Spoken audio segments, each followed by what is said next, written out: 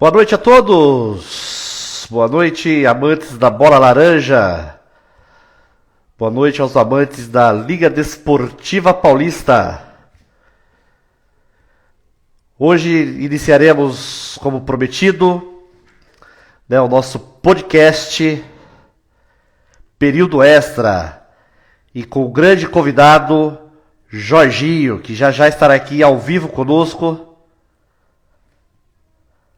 para podermos bater aquele papo descontraído. Dentro de alguns instantes, ele já estará conosco aqui.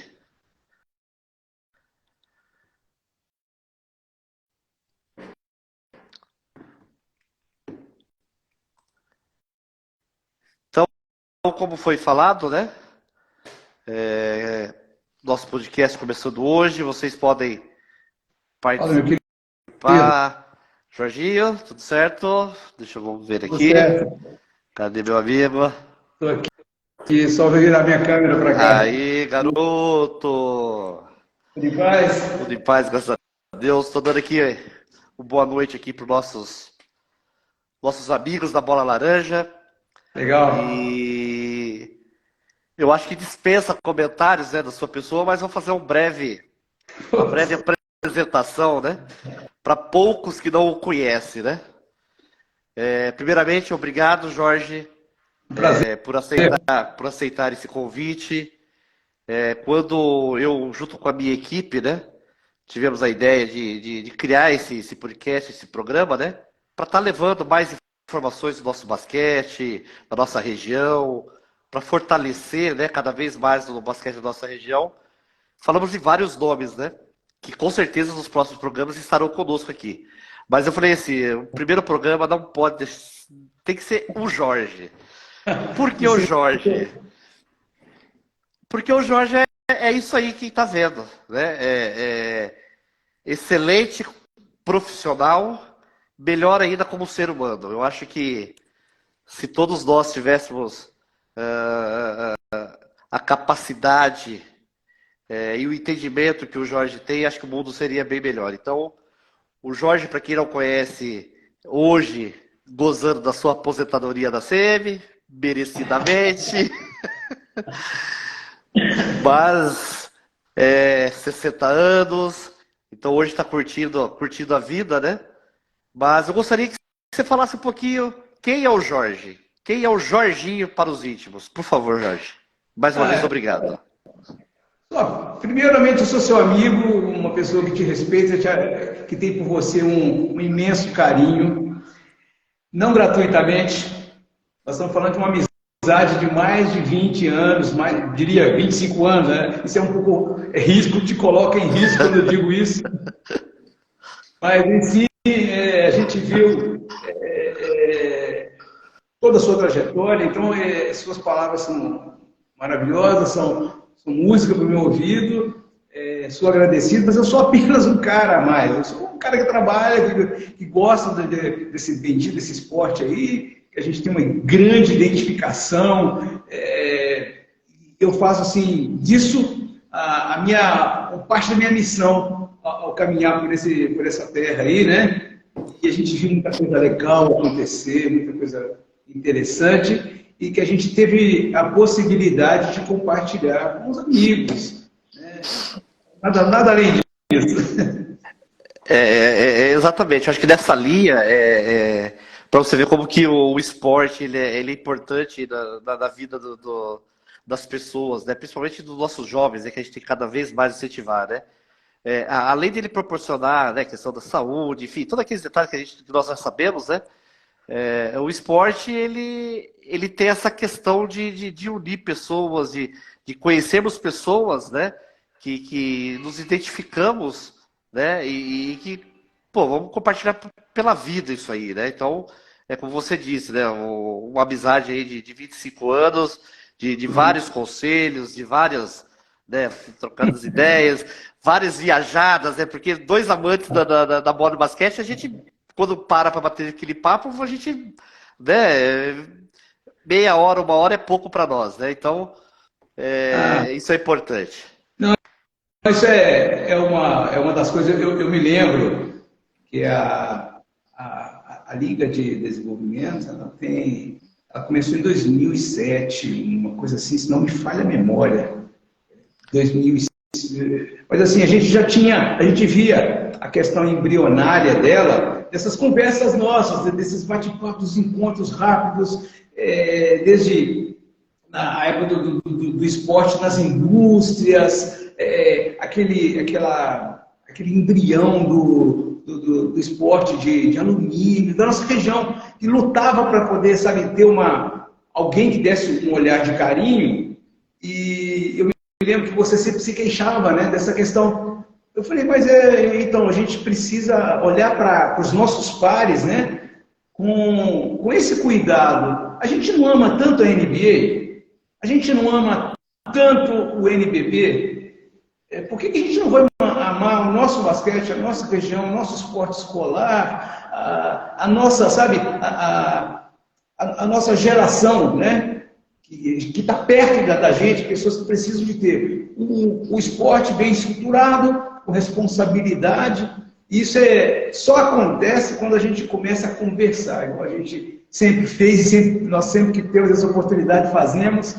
E surgem coisas maravilhosas, como essa nova ferramenta que você está abrindo uma porta fantástica para a gente falar de basquetebol, a gente rever pessoas. Eu vi o Pedroso aqui, passando aqui na timeline, e assim, meninos que a gente viu crescer, que se tornaram hoje pessoas que que vivem da prática de uma atividade que era recreacional, né? E hoje a gente consegue ter assim, o reconhecimento e o sustento por essa prática, o que é legal, que é maravilhoso. A gente só queria a parte recreacional, a gente só pensava nisso. Já estava bom ali. E para você ver como que é interessante, né, esses bate-papos. Até esses dias, fazendo jogos aqui em Sorocaba, enfim, garotos eu comecei a apitar jogos, tava nos festivais que nós fazíamos de 10, 11 anos, hoje são pai de família, estão trabalhando, alguns ainda estão no meio do basquete, outros viraram engenheiro, outros viraram, enfim, cada um dentro da sua profissão, mas que ainda a gente tem esse convívio, tem esse encontro, né? E é legal ver que é óbvio, um ou outro dá aquela escapadinha, mas a maioria estão bem caminhados, estão aí com suas famílias. Quer dizer, tudo aquilo que a gente começou lá atrás, né? Não só, eu digo assim, eu tô ainda gateando no meio, né? Mas bem estruturado por pessoas como você, que começaram um trabalho lá atrás, né? Que a gente vê hoje que que nós começamos a plantar lá atrás, a gente está começando a colher frutos hoje. Dentro do basquete, alguns sim, outros não, mas esse é o espírito do esporte, é isso que nós queremos, né? Se sair um ou dois jogadores é legal, mas prepará-los para a vida, né? Mas o mais interessante não é você, na prática, qualquer que seja a modalidade esportiva, a gente tem que repensar. Eu achei muito interessante, teve um menino da NBA outro dia falando, ele foi muito cobrado porque o time dele perdeu o Giannis Antetokounmpo. Ele falava sobre sucesso e fracasso, pelo fato de ele ter sido, meu Deus, uma máquina, ele é uma máquina de jogar, um super time, eles perderam, o Milwaukee Bucks saiu, enfim. E aí ele falava sobre, o Michael Jordan jogou 16 temporadas, ele ganhou só 6 anéis. Então, se ele foi fracassado? Não, então quer dizer, os tropeços, os processos, os resultados, eles não definem o processo. Então, todos os meninos que a gente, de repente, pensou, nossa, quanto potencial, e que iriam para as práticas de alto rendimento, muitos não foram. A maioria, eu diria que 99,9% não chegou no altíssimo rendimento, mas se você vê que eles ainda não se afastaram da prática, desde o primeiro momento. E isso me faz lembrar, agora já é o professor falando, né? Me faz lembrar. Tá no sangue, a vida toda. É difícil, porque quando surgiu o o basquete ele surge no século XIX, James Naismith, Springfield College, quer dizer, ele surge com uma vontade de simplesmente suprir uma necessidade recreacional. Só para o cara tirar uma onda, brincar, passar o tempo e não se entediar. E brincar com uma ferramenta nova e desafiadora, estimulante. Foi só isso. E nós, assim, chegamos no ponto que nós chegamos hoje. Então, é muito interessante quando a gente, às vezes, olha para o nosso menino, a pessoa que está sob nosso cuidado, ter esse carinho, esse olhar, de saber que é o processo, não é o resultado. Nós trabalhamos pelo processo. E isso deixa a gente muito mais feliz e faz a gente acordar mais cedo, faz a gente dormir mais tarde e faz a gente, às vezes, fazer apostas assim improváveis, em se tratando de conduzir, de gerenciar eventos. Quantas vezes eu vi você, eu tenho que falar isso aqui, você enfiar a mão no teu bolso e para bancar evento. Eu cansei de ver, eu vejo você fazer isso toda vez. E aí você pensa assim, mas caramba, as coisas não tem que ter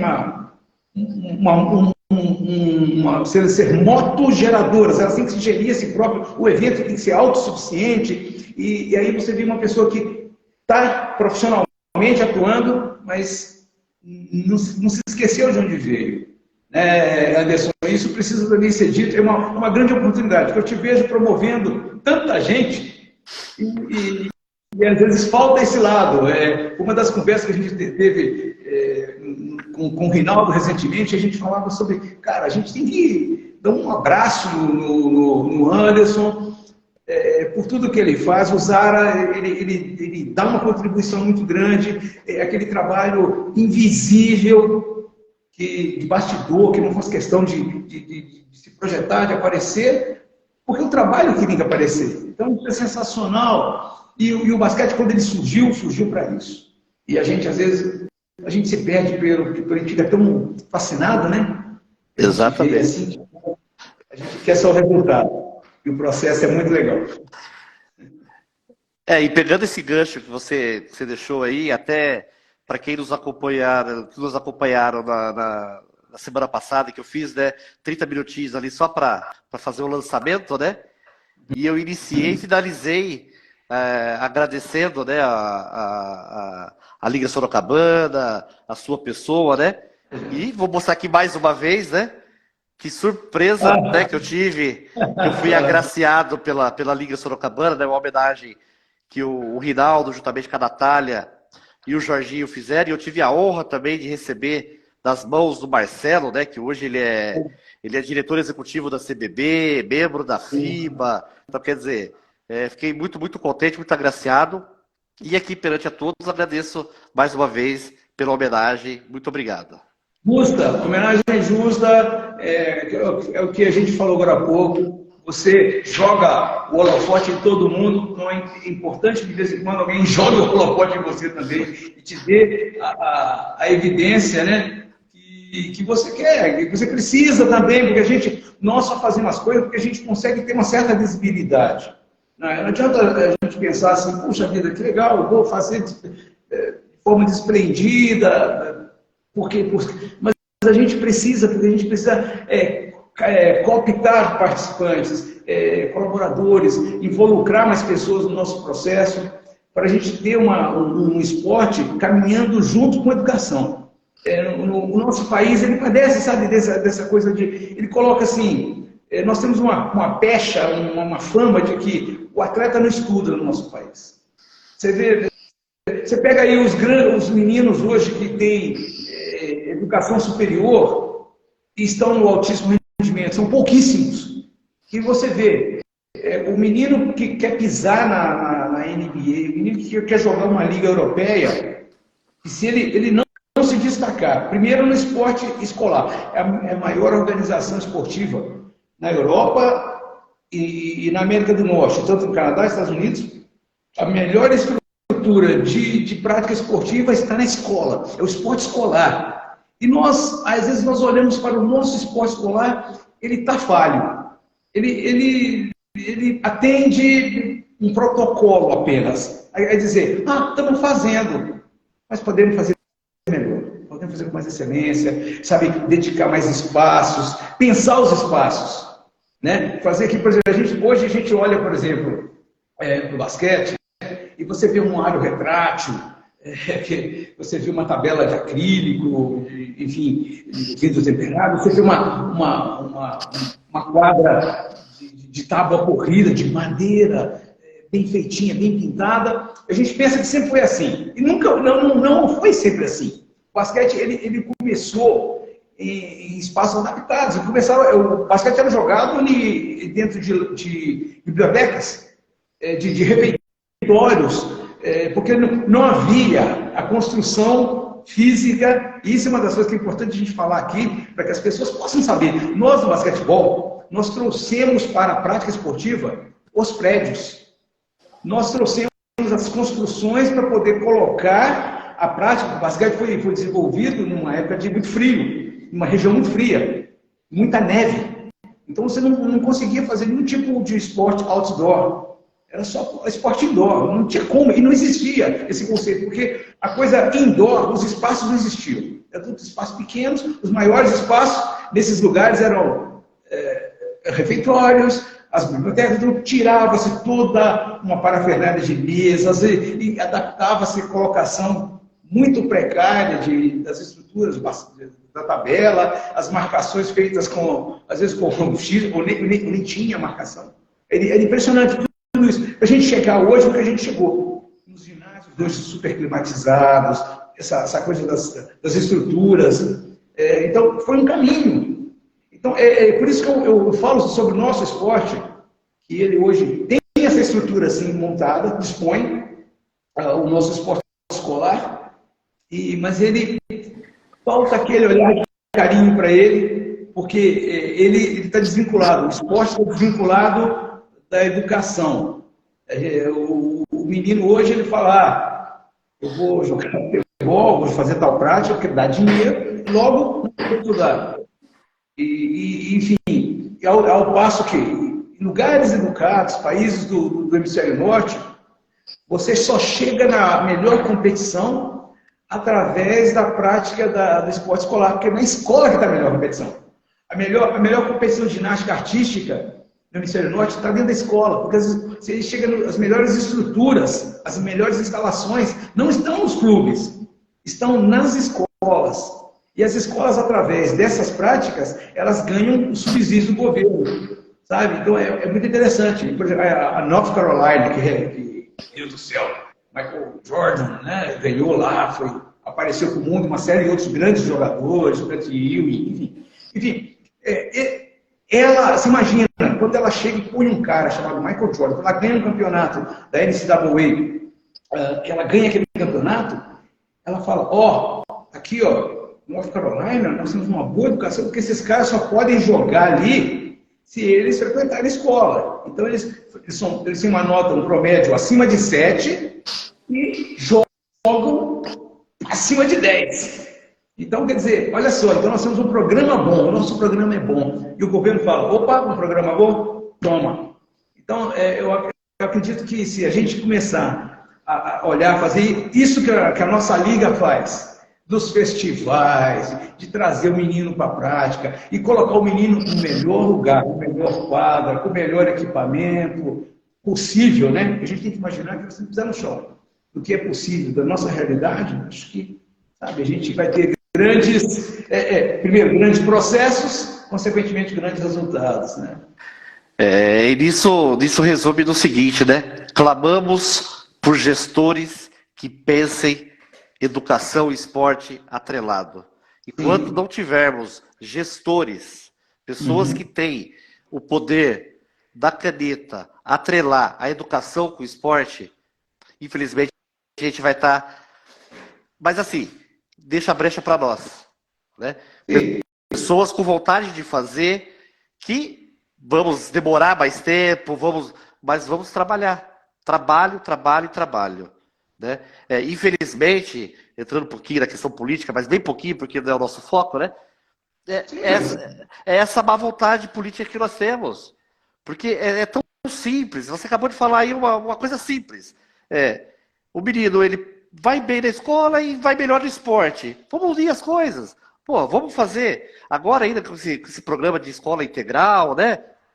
Que a criança tá todo o tempo dela dentro da escola, o esporte tem que estar inserido ali. Porque senão esse menino, essa menina não vai ter tempo para fazer um treinamento, né?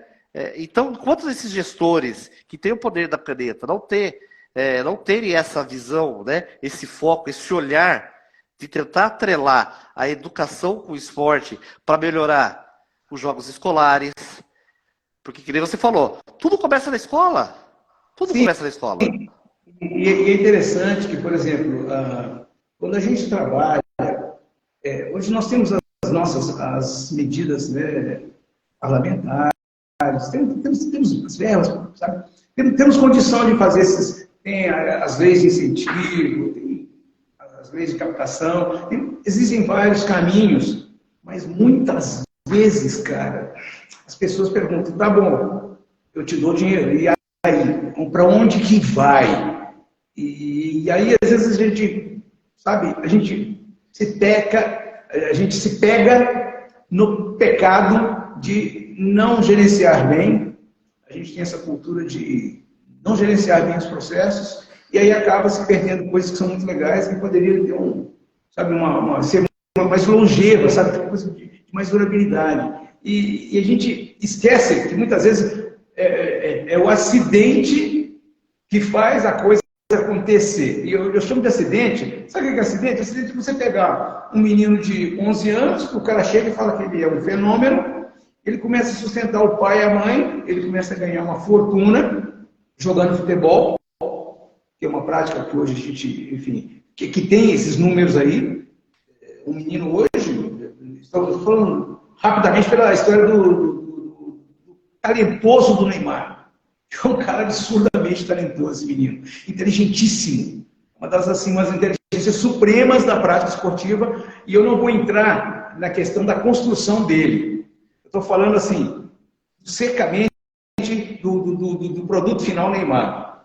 Que esse menino, ele não teve tempo de se dedicar à construção dele no período mais crucial, que era justamente a transição da adolescência para a fase adulta. Ele teve que virar adulto com 12 anos, 13 anos, ele sustentava uma casa.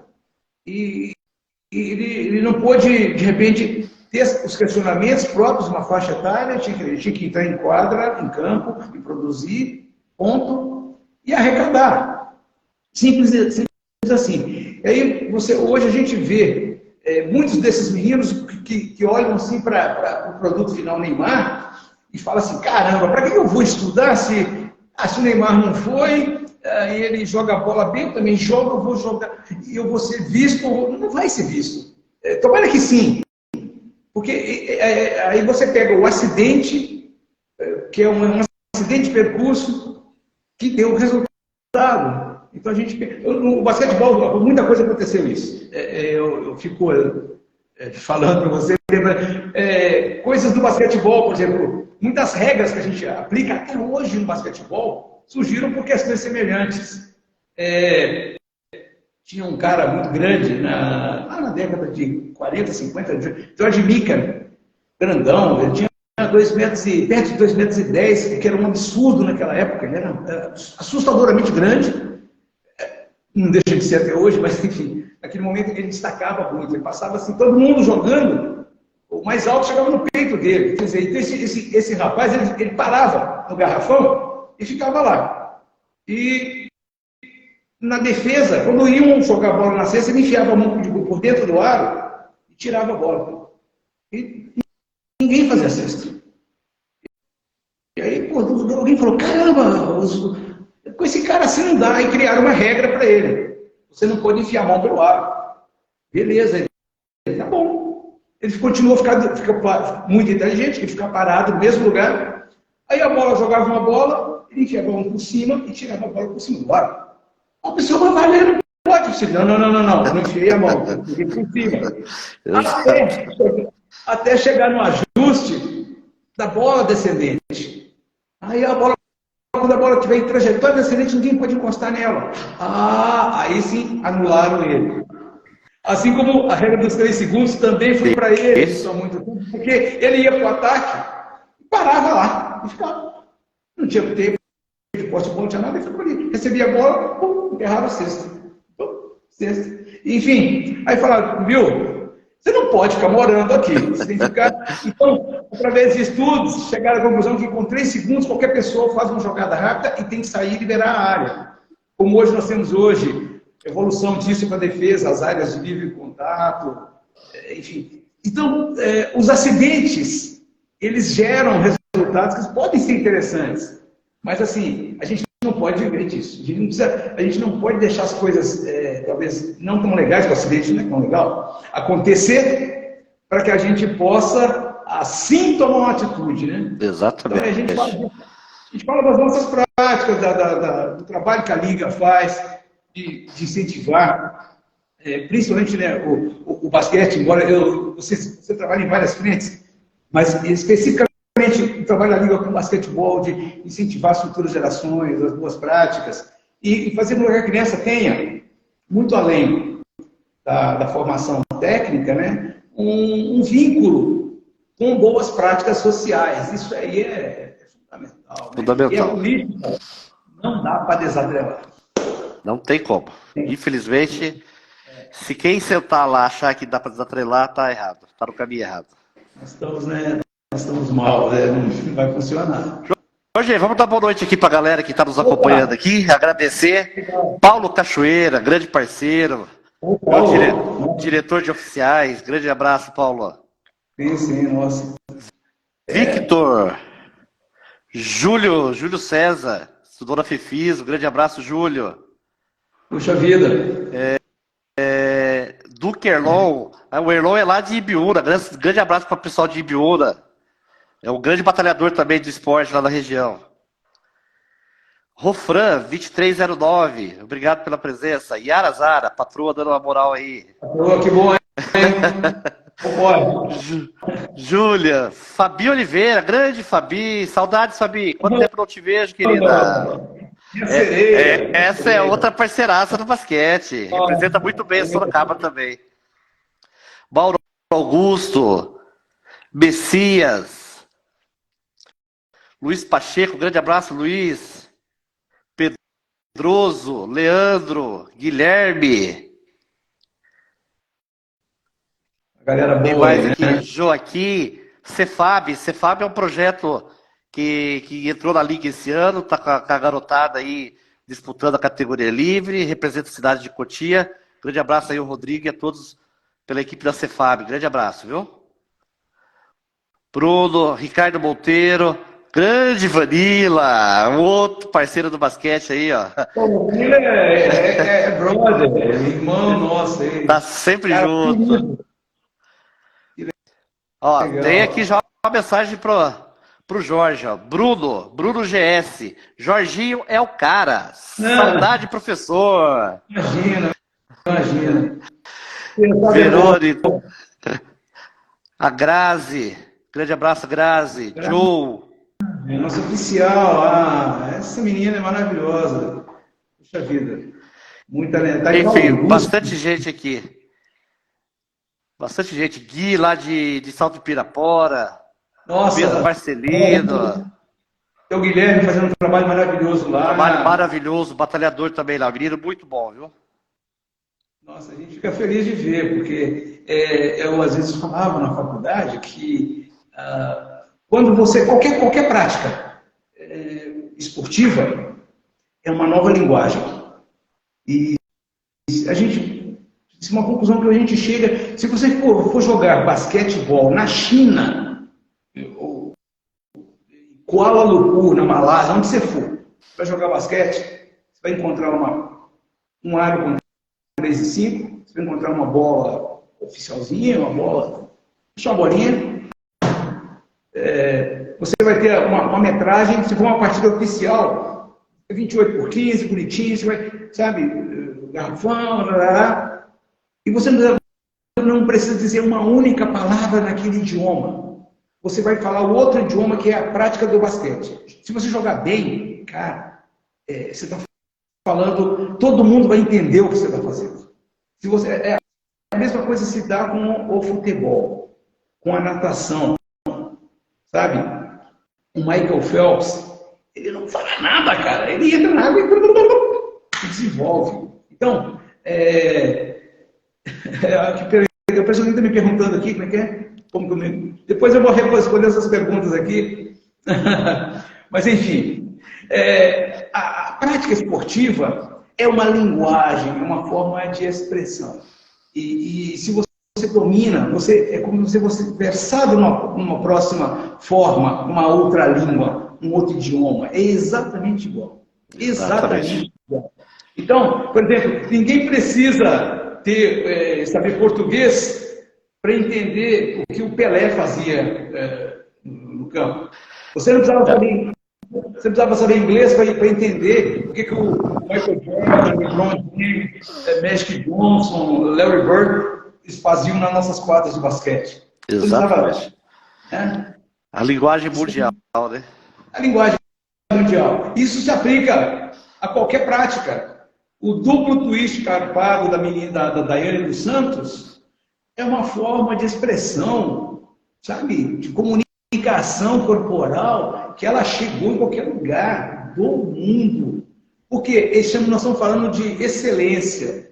E as boas práticas, né? Elas levam a esse patamar da excelência. Entendeu? Então, e muitas vezes esse patamar chega justamente pelo processo e não pelo resultado puro e simplesmente. Vou procurar uma menina que consiga dar um duplo twist carpado. Não sei, eu não sei o que eu vou procurar. Se eu achar, tudo bem. Se eu não achar, eu vou ficar morrendo de frustração procurando. Então, a busca é mais importante do que necessariamente o que você vai encontrar. Mas se você conseguir boas ferramentas de triagem, organizado como busca, você vai sim ser mais bem sucedido. Exatamente. Coach Paulo Moura 10, Jorginho Monstro, esporte de Sorocaba deve muito a esse mestre de muitas gerações. Gratidão. Aquela abertura que eu falei, Jorginho é o cara. Alex 317, outro parceiro aqui, que entrou aqui também com a gente. Double Two Basquetebol, grande Duda. Esse também é um excelente profissional. Esse menino é o Duda. O Paulo Moura, brincadeira, que é meu filho, ele não pode nem falar. Olha o menino que eu conheço desde 13 anos de idade. Meu Deus, sou padrinho de casamento dele. Ixi, pus ele na faculdade, fiz ele estudar, peguei ele. Mas enfim, nossa, eu falo, o Duda, pelo amor de Deus, o Duda é um absurdo, né? O Duda, primeiro, como um dos maiores armadores que Sorocaba já produziu. Foi revelação na armadores. Esse menino acabou com a bola. Tinha uma habilidade, uma capacidade de liderar em quadra, de leitura de jogadas, de construção, de saber, por exemplo, o que o outro time está jogando. Qual o setor ofensivo. O Duda é um cara extremamente... Tanto que a preparação hoje que ele faz... de habilidade motora com a bola de basquete absurdo. Referência aqui na região. Para mim é só ele que faz isso. E vai muito de conta aquilo que você falou no início, né? Ter ali a quadra oficial, material, tal, ótimo, né? Legal, tal. Só que o Duda, ele vem contrário a isso também, né? Porque assim, aí que coloca a questão da prática e de querer fazer, porque a gente, quando ele começou a fazer o trabalho dele lá na Decathlon, espaço externo, com a tabelinha móvel ali, e ele fez, entendeu? Muitos que estão jogando aí hoje, né, saíram ali da quadra da Decathlon, das mãos do Duda, quer dizer, um espaço precário, né, vamos dizer assim, mas soube fazer o trabalho, né?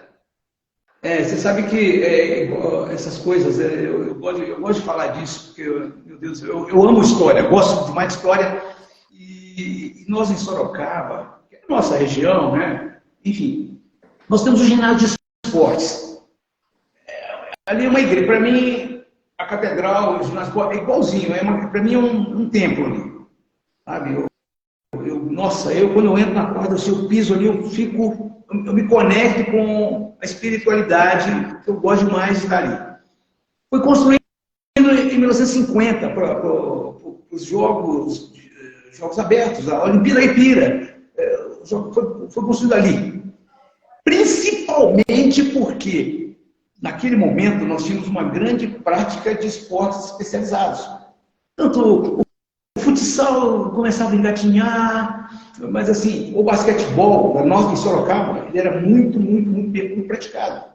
Nós devemos isso a Campo Mineiro, que já nos deixou, mas o Campo Mineiro fez um trabalho grande, sabe, muito grande, arrebanhando meninos e meninas que, enfim, até hoje a gente encontramos com elas aí no ginásio, as senhorinhas, né, a Ritinha, a Jane também, que, enfim, são coisas, ecos do passado. Nós sempre tivemos, em algum momento, pessoas assim abnegadas que fizeram esse tipo de trabalho. Então, assim, cuidar desses tempos é uma coisa que a gente tem que ter uma certa responsabilidade, no mínimo por respeito a quem chegou antes de nós. A gente teve, nossa, uma série de gente, teve o Valdir Pagan, que deu aquele empurrão com a turma da Hortência e companhia, que projetou Sorocaba no feminino para o mundo, alavancou o basquetebol, né, feminino aqui no Brasil. Foi, nos anos 80, isso. A gente tem o Atílio, São Leandro, tem uma série de pessoas, o Dirley, então, o trabalho que ele realizou no Objetivo, tive a honra de trabalhar com o Dirley. É um dos caras impressionantes, o que o Dirley tem de visão de jogo. Ele consegue, assim, ele olha assim, ele não vê o jogo assim, linear igual a gente vê. O jogo, para ele, é uma prancheta. Ele olha assim, ele vê assim, o cara tem um espaço ali, eu falo assim, caramba, como é que esse cara faz isso? Assim, então, são pessoas que conseguiram colocar uma maneira nova de interpretar o jogo. Do Rinaldo eu não vou nem falar, porque o Rinaldo ele trouxe tudo de novidade se tratando de marketing esportivo. Outro também que eu fui um injustiçado, porque Rinaldo, pouca gente sabe, mas ele sempre, quando ele jogou basquete, ele sempre foi um cara muito forte, ele foi muito à frente do tempo dele, sempre foi muito forte. Não tão grande, não tão alto, mas sempre grande. Ele jogava assim de 3, mas pela força física e por ele marcar bem o pivô, ele jogava na posição 4, que é um ala de contenção, um alão de força, é um pivô baixo, um poste baixo. E é para a infelicidade dele, que ele já tinha um arremesso, e na posição que ele também jogava um outro cara, mais ou menos contemporâneo, chamado Oscar Schmidt. Então, muitas vezes que o Rinaldo conseguia ter uma certa projeção, igualzinho as meninas que nós temos também na nossa cidade, que é a Vânia e a Vanira. Amo de paixão. Sabe, a Vânia, eu vou jogar embaixo, vou sempre abnegada, guerreira. A Vanira, muito técnica. Só que a posição da Vanira é a mesma da Hortência. Sabe, ficava muito difícil. Elas conseguiram chegar, brincaram com a seleção brasileira, conseguiram títulos, conseguiram vitórias, projeções, nacional, internacional. Mas assim, a gente fala às vezes daquela questão de, cara, tem um caminho que se torna mais estreito. E aí a pessoa conseguir se reinventar, igual essas duas aí. A Vânia é doutora, ela está, meu Deus do céu, uma catedrática, uma acadêmica de renome. A Vanira também pelo mesmo caminho, são duas grandes educadoras. E o Rinaldo, desses últimos 25 anos na Liga Sorocabana de Basquete, ele trouxe o melhor do basquete do Brasil para jogar aqui em Sorocaba. Ele trouxe o Flamengo, nós ganhamos do Flamengo, perdemos para o Flamengo aqui por uma margem pequena de pontos, mas não por perder ou ganhar, mas por trazer o Flamengo várias vezes no NBB para jogar aqui, quer dizer, o supra-sumo da nossa prática esportiva. Enfim, então... Além de levar o nome de Sorocaba e o basquete da região para o Sul-Americano, que ele teve o ano passado. Exatamente, agora, recentemente, quer dizer, então é maravilhoso você saber que as pessoas nós temos vários nomes. Eu devo ter cometido injustiça várias pessoas. Com certeza vou cometer. Que eu não citei aqui, que a gente, né, o professor Giba, diretor de escola, um gestor. Você vai na escola dele, o cara é impecável, sabe? O Carlão, irmão dele, enfim. São pessoas assim que foram todos grandes abnegados no basquetebol, talentosos. O Giba foi seleção paulista, já com pezinho na seleção brasileira, o Giba. Aí teve uma lesão de joelho, enfim, decretou o fim de carreira dele. Então, essas pessoas que eu citei, assim, de forma específica, o seu Campineiro, lá atrás, na década de 50, como gestor e como técnico, o doutor Atílio, tanto o Dirley, um grande jogador de basquete, tanto o Dirley quanto o Giba, o São Leandro, o Roberto São Leandro, sensacional, o cara com uma precisão de arremesso de 3, que era absurdo, e nem tinha linha na época, não tinha linha de 3 na época. Então, são pessoas assim que poderiam ter um caminho profissional na prática, mas assim, foram para outros caminhos. O Rinaldo virou mais como atleta, mas ele se reinventou como gestor e faz um trabalho hoje inquestionável para a Liga Sorocabana de basquete. É assim, então, quer dizer, é sobre isso de nós procurar nos encontrar naquilo que a gente quer fazer, principalmente com o basquetebol. Exatamente. Eu soube que eu era baixinho quando eu tinha.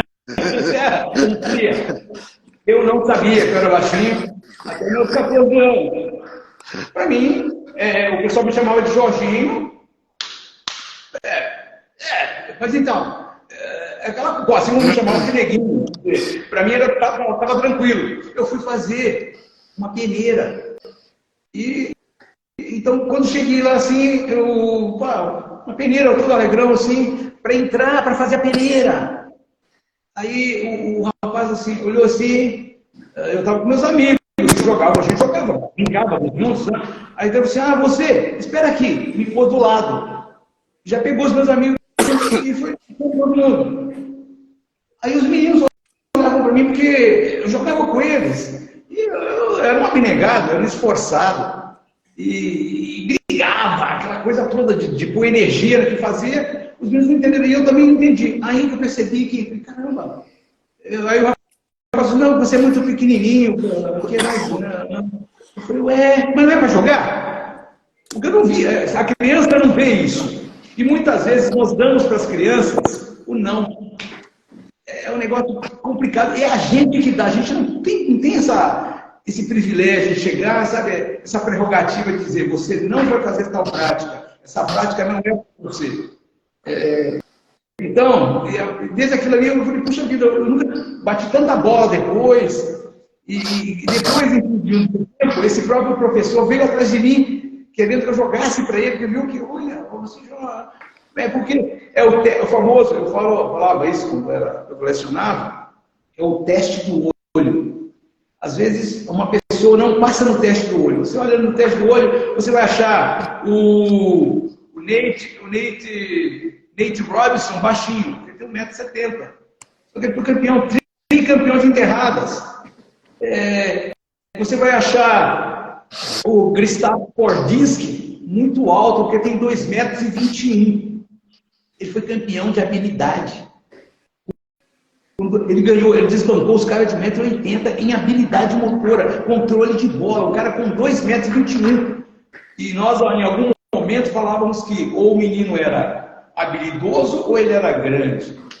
Então, são coisas que a gente, às vezes, nicha as pessoas, a gente ingessa as pessoas naquela gaveta, naquela caixinha, e talvez você seja uma injustiça. Você encontra uma forma de se relacionar.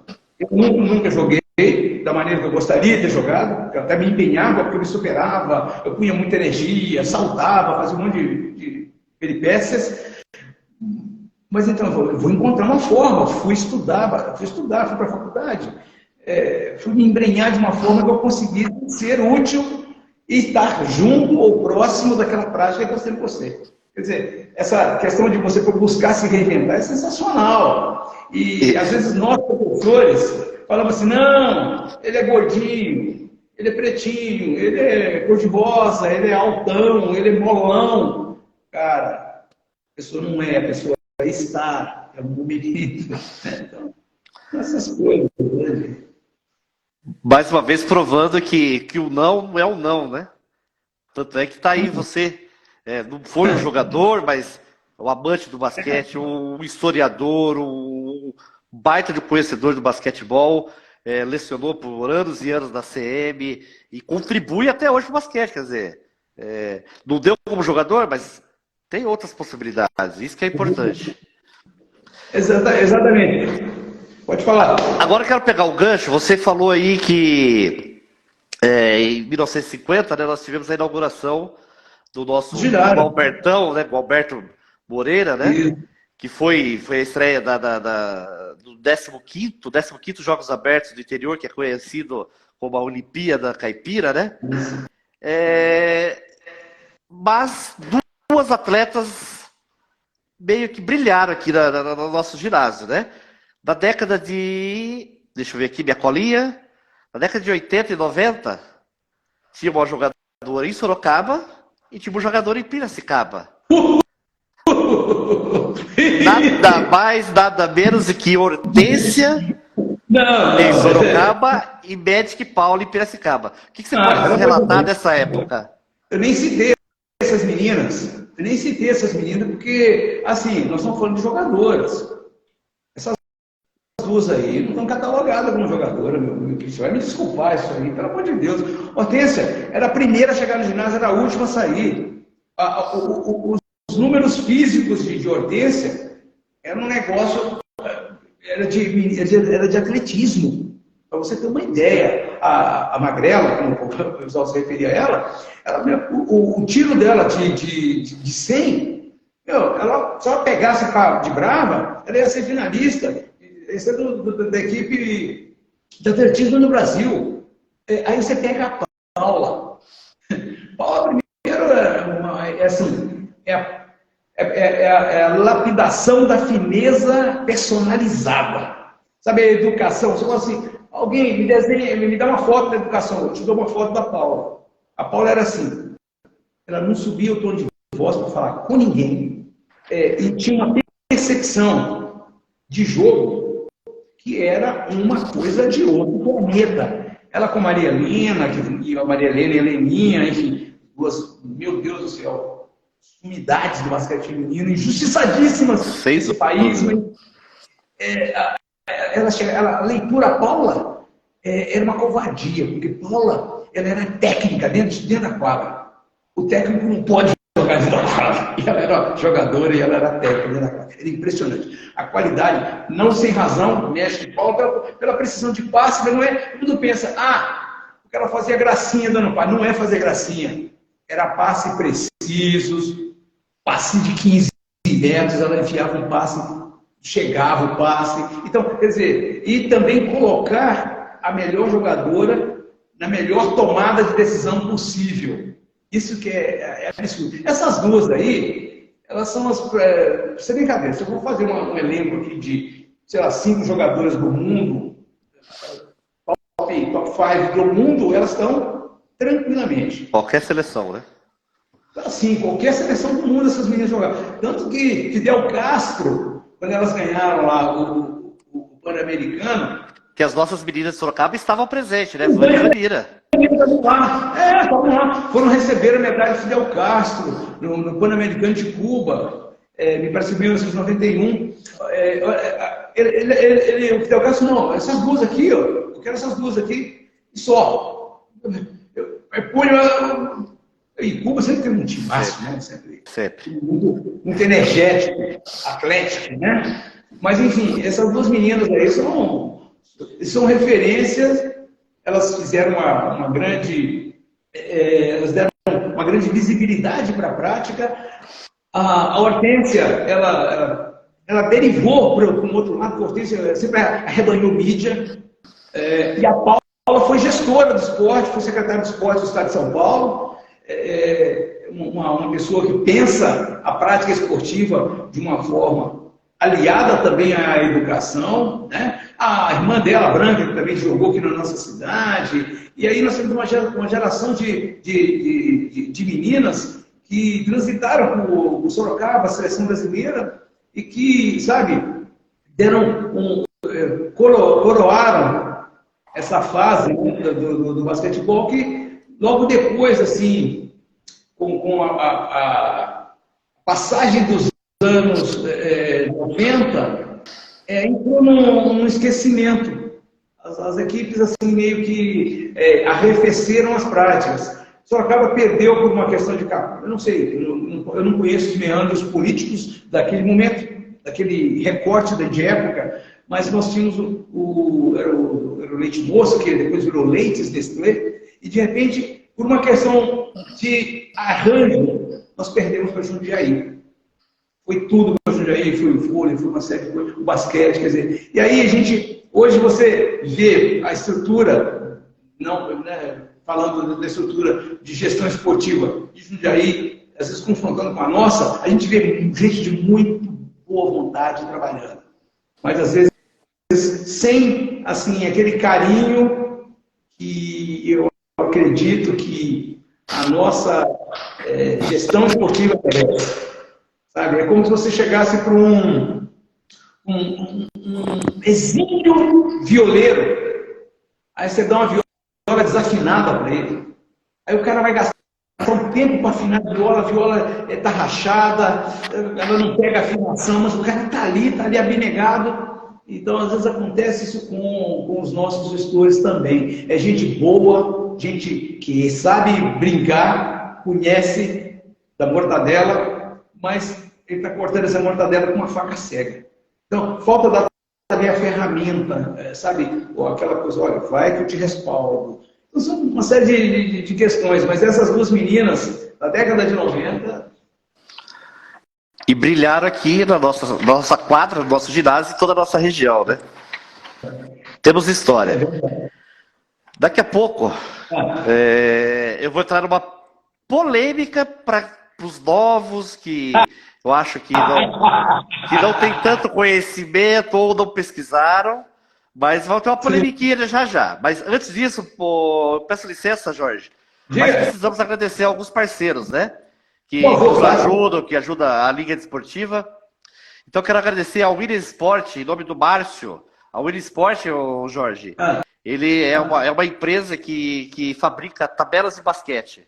Ai, que legal! E ele é sensacional, sempre que a gente precisa, está nos doando tabela, está sempre nos eventos com a Liga. Então, um grande abraço aí para o Márcio, obrigado. Quem precisar, então, de tabela esportiva para o basquetebol, Winner Sports _BR 011 96142 9112. Outro parceiro também da Liga Desportiva Paulista, a distribuidora de águas San Román, que distribui água aí para os nossos árbitros, né, que incansavelmente estão viajando aí por todo o nosso interiorzão. Então, nada mais, nada menos do que uma água para hidratá-los, né? Então, San Román, distribuidoras de águas, pode achar nas redes sociais. Água Ibirá Sorocaba, 015 30 33 15 25. Guerreiros do Fá, tudo material esportivo. Fica lá em São Paulo. Precisar de uma tornozeleira, de um meião, enfim, tudo material esportivo da Guerreiros do Fá. 011 973 62 8939.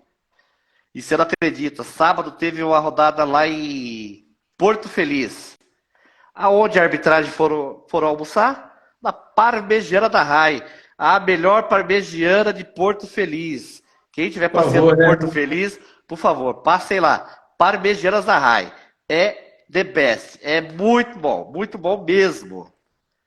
E o nosso parceiro Alan Zaire, que é o responsável hoje pelas mídias sociais da Liga Desportiva. O aplicativo, uma novidade da Liga para esse ano, Jorge. Nós estamos trabalhando com a súmula eletrônica, né? Sim. Então, a gente vai ter a estatística, vai ter mais números para os técnicos poderem trabalhar e melhorar os fundamentos dos seus jogadores. Então, nós temos a parceria também com o aplicativo NBL23. NBL23. Grande abraço. E não posso deixar de mencionar que a Liga Desportiva Paulista é chancelada pela Federação Paulista de Basquete. Um grande abraço ao Enio, que é o nosso presidente. Nossa, isso aí é outro grande trabalhador do basquete também. Aos nossos amigos que estão nos acompanhando ainda, quem quiser mandar uma perguntinha, daqui a pouco a gente vai abrir espaço aí para as perguntas, tá? Agora eu vou entrar naquela polêmica, meu querido. Vamos lá. Para mim não é polêmica, para você também acho que não, tenho certeza, porque nós já batemos papo sobre isso, mas para alguns vai ser polêmica. Sorocaba já foi a terra do basquetebol? Não, mas foi que eu até já dei esse spoiler, porque no começo, quando eu falava para vocês que nós construímos um ginásio, o Bento Moreira foi construído na década de 50. Se você fizer assim uma trajetória, olha só, na década de 50, Sorocaba, a grande rivalidade dessa tal Olimpíada Caipira, que são os jogos abertos, a grande rivalidade era Sorocaba e Piracicaba, no basquete, tanto masculino quanto no feminino. Aí você vai me perguntar, mas não é Franca? Eu falo, opa, Franca superou a gente. A verdade foi essa. Pelo trabalho de gestão, né? Porque dedicou, investiu, eu falo que a família do Hélio Rubens, o francês Hélio Rubens, o Fausto, essa geração toda que brigou bastante, principalmente no começo dos anos 60 para os anos 70, esses caras assim, Franca teve uma projeção da prática do basquete, uma popularização da prática muito grande, justamente em função de fazer o esporte educacional, senhoras e senhores.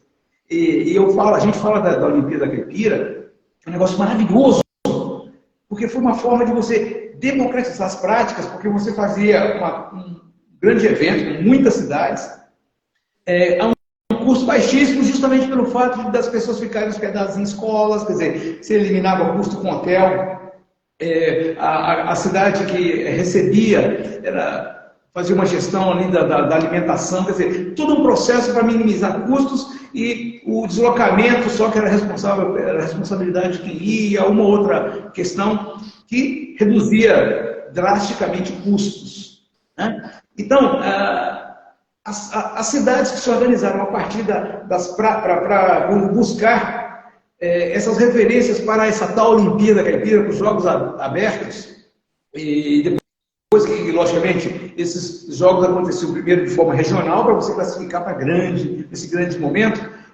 as estruturas trabalhavam o esporte educacional, onde você encontrava a educação física sistematizada. Por exemplo, nós tivemos aqui em Sorocaba o Estadão, né?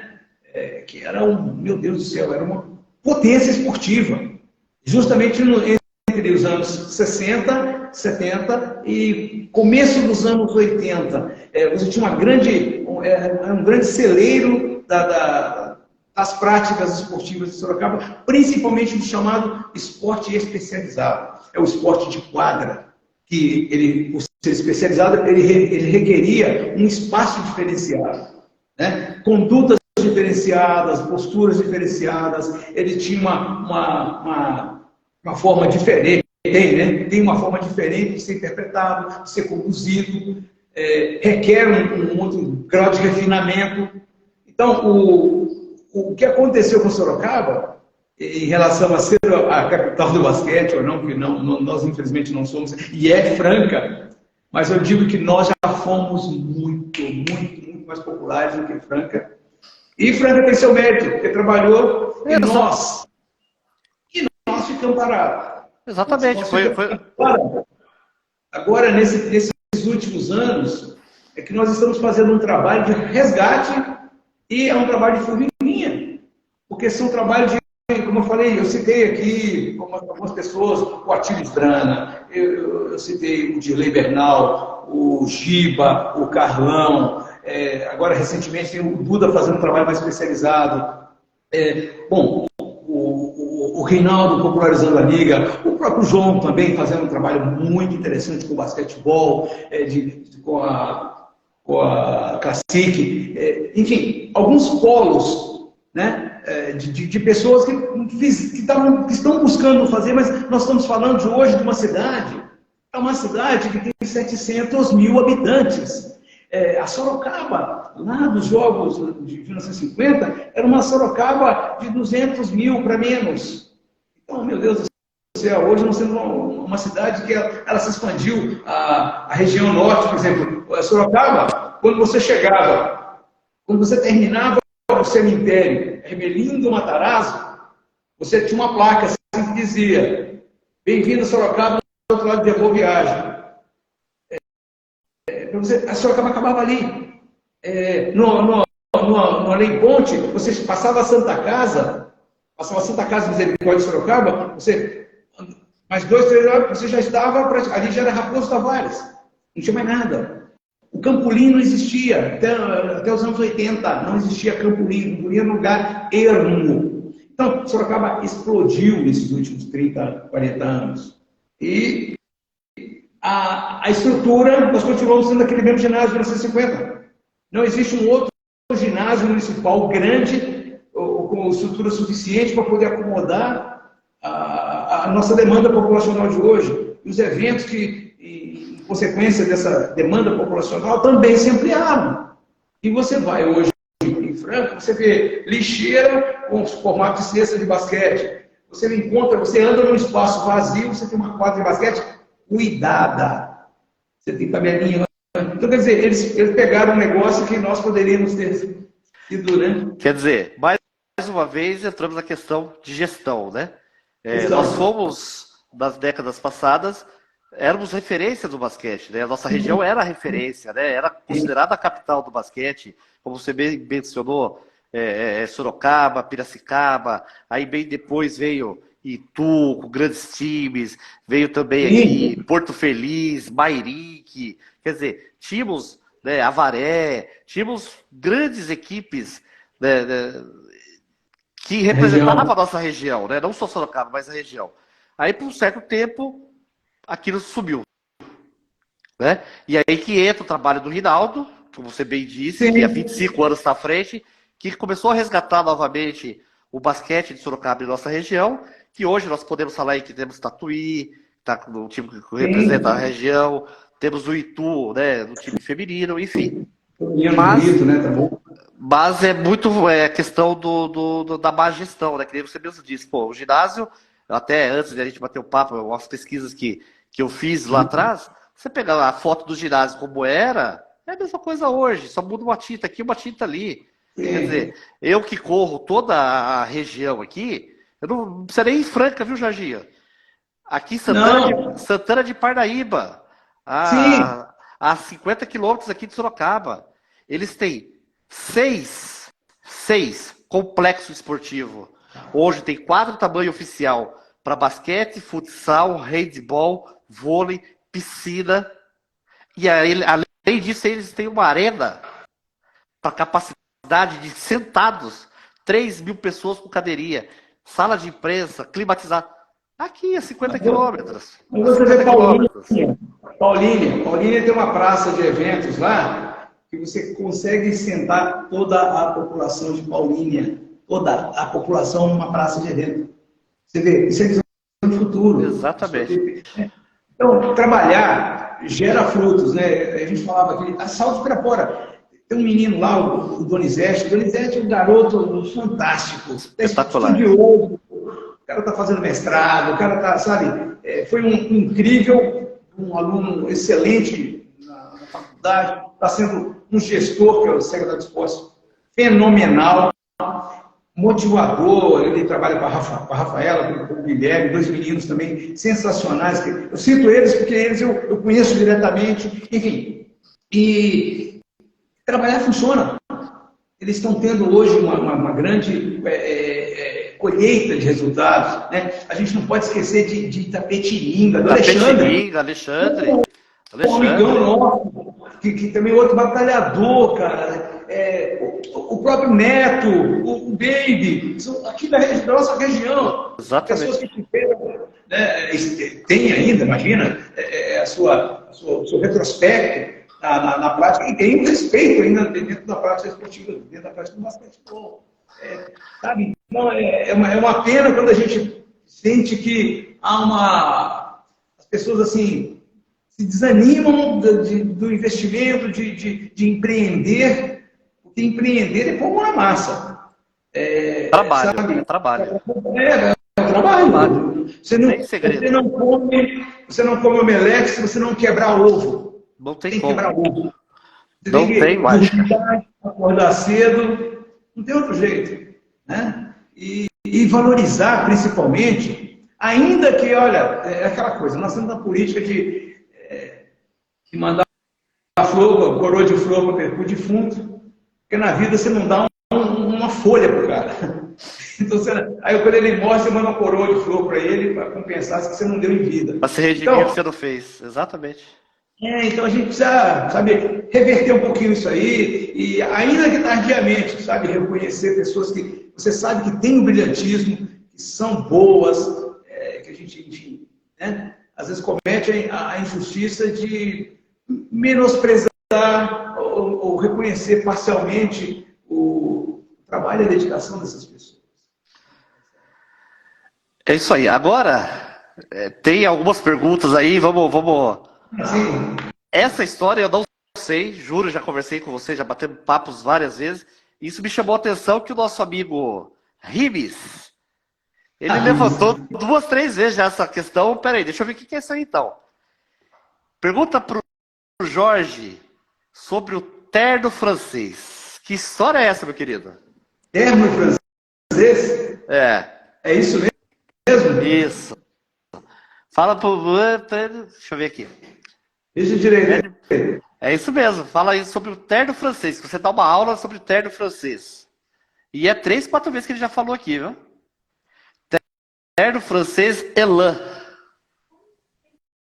Ah, não é. Ele estava. Ele tá de sacanagem. Tá de sacanagem.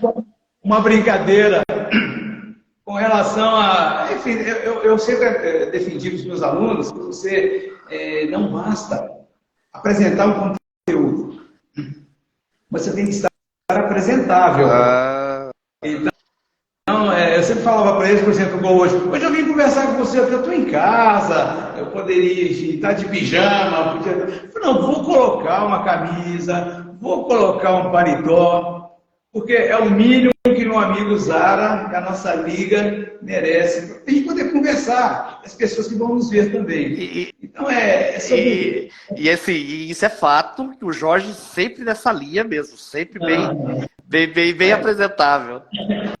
Não basta apresentar, tem que estar apresentado. Esse é o cara. O que mais você tem? Vamos lá, pra gente não se estender, né? Que já estamos passando aí de 1h10. Se deixar eu e você assim à vontade, nós vamos longe, né? Então, se aparecer mais alguma perguntinha aí, eu vou. Ah, não, eu falei errado. Não é terno. É o termo Elan. É isso? É isso, Ribes? Elabora melhor para nós aí, Ribes, que eu não entendi, não. Bom, enfim. Deixa ele desenvolver. Deixa ele desenvolver aí, a gente vai batendo papo aqui. Dentro do nosso podcast, tem um quadrinho que eu estou nomeando de 5 segundos. É onde eu vou fazer uma pergunta e o nosso convidado, no caso você hoje, 5 segundos para responder. Coisa simples. Vamos lá. Vai ser bem tranquilo. Quem é Jorge? Ou Jorginho? Um operário do basquete. O que é o basquete para o Jorginho? Uma grande alegria. Família? Família é a base, está sempre presente. Sorocaba? Lugar de sonho. Maravilhoso. Trabalho? É a realização. É o que faz você se mover, é acordar cedo e dormir tarde. Sonho? Um sonho pessoal. Ter o basquetebol mais difundido, mais aliado à educação. Basquete e educação. A última, para encerrar. Realidade. Tensa, mas com vislumbre de melhorias para o futuro. Tempo ao tempo. Show de bola. Júnior agora perguntando, Jorginho. Pergunta a polêmica. Quem é o melhor jogador americano que já passou por Sorocaba? Júnior Moretti. Grande abraço, Júnior. O melhor jogador, ele não ficou em Sorocaba. Ele veio, destruía, e no meio ele teve um contrapego e foi embora. Elijah Ingram. Esse rapaz, infelizmente, ele tinha uma série de outras questões pessoais que eu não quero entrar aqui, que não vale a pena. Mas esse Elijah Ingram, ele foi prospecto do McDonald's Open, McDonald's Camp, que é feito na Flórida. Você junta todos os melhores meninos do high school. E nesse camp, Carmelo Anthony, LeBron James estavam. E ele ganhou, esse Elijah Ingram, ele ganhou um troféu nos Estados Unidos, que é esse troféu desse camp, para você ter uma ideia do cara. Não era um garoto assim muito alto, era um jogador de mais ou menos 1,88 m, mas não mais do que isso, mas uma grande habilidade. Mas ele era, infelizmente, muito estropiado fisicamente. Agora, o jogador que mais vestiu a nossa camisa, que nós nos identificamos e que ficou aqui, e que é um cara amado, queridíssimo, é Kenny Donkins. Não tem dúvida a respeito. Kenny Donkins, pessoa, jogador, tudo. O Elijah Ingram não ficou em Sorocaba há 2 meses, ele ficou rapidíssimo, passou. Kenny ficou aqui. O Kenny jogando no Paulistano, ele jogou no Vitória, jogou no Fortaleza, jogou, creio que no São Paulo. Hoje está no interior, me fugiu, não sei se é Rio Claro ele está hoje. Rio Claro. Rio Claro. E nesse momento todo, o Kenny jamais perdeu a conexão conosco. É de uma gratidão. Eu me lembro de um episódio, o Kenny, um amigo nosso, o Noah era um garotinho que adorava ficar no ginásio, filho do Carcaça, Lembro. Grande amigo bom. Treinava com o Duda também, o Noah treinava com o Duda. Sim, treinou com o Duda, claro. E o Noah era, nossa, ele era fascinado pelo Kenny. E aí eu me lembro de o Paulinho é o padrinho do Noah. Ele falou, Jorge, pelo amor de Deus, como é que eu faço? Eu liguei pro Kenny. Falei, Kenny, você precisa vir, cara, eu tenho aniversário do menino, o menino te ama. Kenny foi comigo no aniversário do moleque. Ele estava em São Paulo, parece que veio para cá, fomos no aniversário do menino, fez a festa, ficou lá o tempo inteiro, brincando, interagindo. Assim, isso é só uma das coisas que a gente às vezes não conta. O cara faz. Assim, que ele é disparado. Né? Foi uma pena que esse garoto que eu citei no começo, o Elijah Ingram, ele não ter conseguido se consolidar. Era um super jogador. O Kenny, coisas mais incríveis que eu já vi. Tinha o Mário, que veio junto com o Kenny também, depois veio o Desmond Holloway, mas Kenny Donkins é o top. Sem questionamentos. Beleza, só para deixar aqui, tentar decifrar do Ribes. Ele falava para a molecada que era baixa e tinha vontade de enterrar, que tinha que ter o elan. Essa vontade que vem de dentro da alma, sim, que você tem que despertar. Sim. Beleza, Ribes? Então, porque o Ribes, eu me lembro dele perguntava para ele, chegava e putz, eu quero dancar, eu falei, pois é, mas então, realmente é coração. Eu sempre fui desse tamanho pequeno, tenho 1,62 m de altura. E eu chegava, quando eu era jovem, eu chegava fácil no ar. Chegava com as duas mãos no ar. E você não me pergunte, essa vontade mesmo fazia diferença. Eu dizia para os meninos também, porque eu não tinha nada que me justificasse. Eu não passei no teste do olho, eu falei para você. Quando você olha para alguém e fala, cara, quando você olha para um menino lá, um prospecto, o Inibaniama lá, que mede 2,20 metros piriricas de altura, você já me, meu Deus do céu, só um cara desse, um poste desse, já joga. Então, é muito mais do que simplesmente você ter panturrilhas, você ter força de perna, mas se você não tiver coração, você não vai poder saltar, você não vai conseguir fazer nada. É um pouco sobre isso também. Que a gente... E ele fala isso porque, enfim, ele conseguiu ver algum momento meu que eu saltava mais ou menos, mais ou menos. Não, eu sempre fui pequeno, né? Então... Saltava muito, rapaz. Ficou lá atrás, no passado. Legal, vamos encerrando aqui.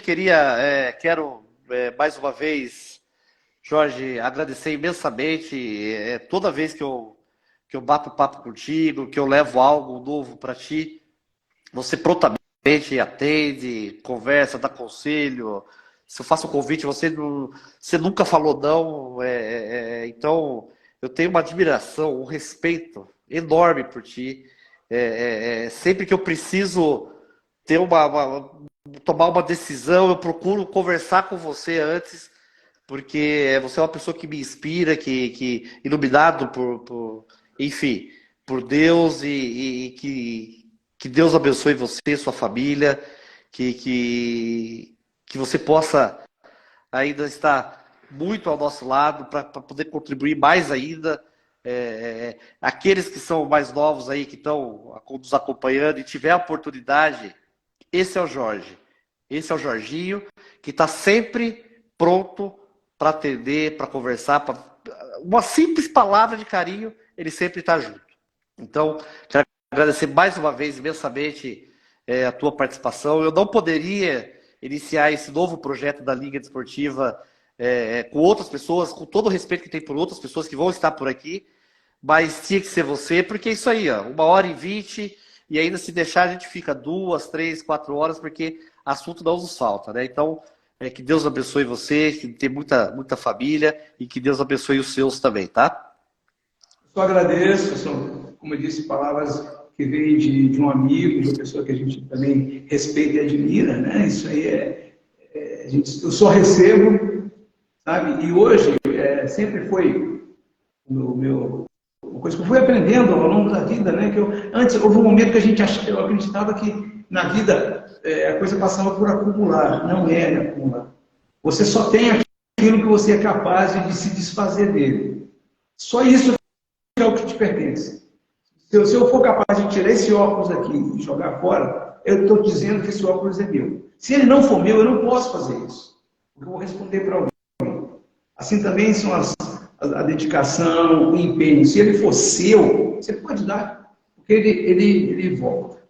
Volta de forma redobrada para você. E hoje, na minha vida, eu acho que eu estou devolvendo. Eu recebi muita coisa. Eu recebo muito, toda hora eu estou recebendo, toda hora eu estou aprendendo. Eu sou um eterno estudante, todo momento eu estou assistindo aula, todo lugar que eu vou, para mim é uma classe, todo lugar que eu sento, para mim é uma carteira escolar, eu estou tentando aprender alguma coisa. E às vezes eu saio frustrado, porque não acontece na velocidade que eu gostaria, porque eu acho que o tempo está correndo meio rápido, mas, independentemente, o aprendizado está aí. Eu sou muito grato pela sua oportunidade, pelo carinho de você dedicar esse primeiro momento com a gente aqui. Agradecido demais os amigos aqui. Eu sou muito míope, né? Enfim, eu não consigo ler do que está aqui, dos meninos que estão escrevendo, mas não importa. Eu digo da felicidade de poder estar conversando com amigos, e é apenas uma conversa entre amigos, nada além disso, e não há outro desejo, não há outra pretensão. Sou grato a você, a Yara, enfim, por todo o carinho que vocês sempre me acolheram também, você conheceu. Muito obrigado. Então, mais uma vez, obrigado a todos que nos acompanharam aí. Próxima segunda-feira, às 19 horas, estaremos ao vivo novamente. E, para finalizar, tem uma frase que eu sempre, no final das lives, eu vou deixar uma frase E é uma frase que eu quero iniciar também, que é uma frase que eu carrego comigo. Quando eu escutei e eu carrego comigo, então eu quero nesse primeiro programa, e justamente por ser você, Jorge, é que juntos fazemos a diferença. Eu sozinho não sou ninguém, mas junto com você e com os outros, a gente faz a diferença. Que Deus abençoe. Amém, Obrigado amém. a todos. Até a próxima. Valeu, amantes da Bola Laranja! Cerramos aqui o nosso podcast Período Extra da Liga Desportiva Paulista. Até a próxima. Valeu!